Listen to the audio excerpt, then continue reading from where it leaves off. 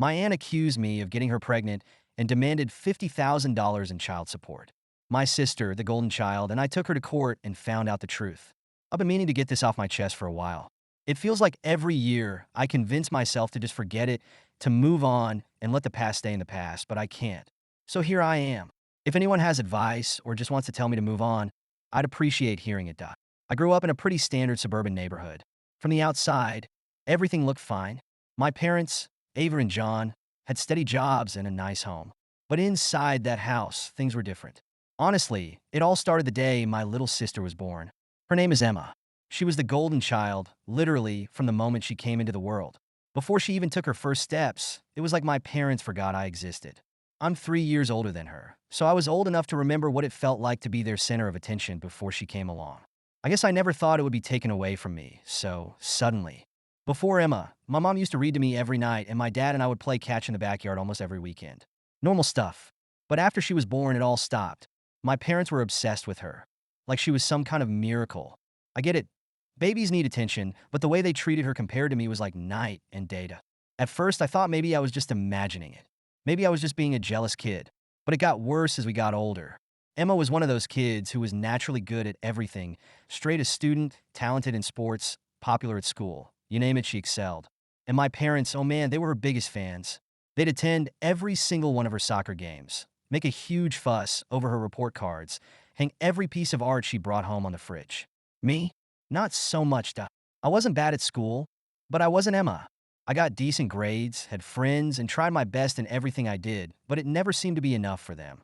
I remember one time I came home with a B plus on my math test. I was actually proud of it because I'd been struggling in that class for weeks. My dad just looked at it, nodded, and said, "Next time, shoot for an A." Meanwhile, Emma could walk into the house with a random trophy she picked up from God knows what activity, and they'd throw a party. It was like they couldn't see me. They saw their perfect child who could do no wrong. But me? I was background noise. Things really hit a breaking point in high school. By then, Emma was at the top of her class, homecoming queen, a star athlete. All the things my parents lived for. I, on the other hand, was struggling, not just academically, but emotionally. I tried talking to them once, just to get their attention. I remember telling my mom I was having trouble concentrating in school, that I felt lonely, that maybe I needed help. She barely looked up from her phone. She just said, "Well, you'll figure it out. You always do," and went back to texting someone. I didn't even try telling my dad. He was too busy obsessing over some soccer camp Emma was getting into. So I learned to keep to myself. If they weren't going to pay attention to me, I figured I didn't need them to. I focused on my own life, did what I had to do to get through school, and made plans to leave as soon as I graduated. I applied to colleges far away from home and didn't tell them until I got accepted. I ended up getting into a school about 5 hours away. They didn't care. They were more concerned about whether Emma would follow in my footsteps or stay local to pursue her sports career. The day I left for college was bittersweet. On one hand, I was excited to finally get away from them, from the constant comparison to Emma. But on the other hand, it felt like a part of me was giving up, like I was admitting that my parents were never going to see me the way they saw her. They didn't even drive me to school. I packed my own car, drove myself, and moved into my dorm on my own. No tears, no good luck hugs, nothing. College was supposed to be a fresh start. I was determined to reinvent myself, to become someone who didn't care about his parents' approval. But that's the thing about childhood trauma. It doesn't just go away because you change your surroundings. I made some friends, went to classes, did all the normal college stuff, but in the back of my mind, I couldn't shake the feeling that I was still that kid, the one my parents didn't care about. After my first year of school, I decided to stay in the city where my college was located instead of going back home for the summer. I got a job as a waiter and rented a cheap apartment with some friends. I didn't even bother telling my parents. When they didn't call to ask why I wasn't coming home, I knew I'd made the right choice. And here's where things get complicated. One night during the summer, I got a call from Emma. I hadn't heard from her in months, which wasn't unusual. She had her own life, and I had mine. But when I answered, she was crying hysterically. Actually, at first, I thought something terrible had happened, like an accident or something. But it wasn't that.